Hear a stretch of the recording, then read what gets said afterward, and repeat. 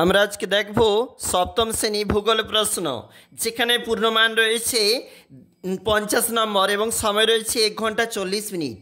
দেখো, পৃথিবীর ছাদ বলা হয় পামির মালভূমিকে, দুটি নদীর মধ্যবর্তী অঞ্চলকে বলা হয় দোআব। কোন শিলায় জীবাশ্ম দেখা যায়? পাললিক শিলায়। সাহারায় শুষ্ক নদীখাতগুলিকে বলে ওয়াদি। আফ্রিকা নাতিশীতোষ্ণ তৃণভূমির নাম উত্তরে ভেল্ট। গস্ত উপত্যকা দেখা যায় স্তূপ পর্বতে। ভারতের একটি অন্তর্বাহিনী নদী উত্তরে লুনি।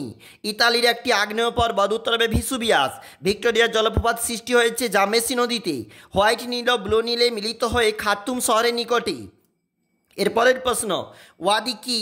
দেখো, উত্তর রয়েছে একটি স্তূপ পর্বতের উদাহরণ দাও। সাতপুরা। খামসিন কি? গরমকালে সাহারা মরুভূমির উপর এক প্রকার শুকনো যে গরম বাতাস প্রবাহিত হয়। আফ্রিকা মহাদেশের সর্বোচ্চ শৃঙ্গ উত্তরে মাউন্ট কিলিমাঞ্জারো।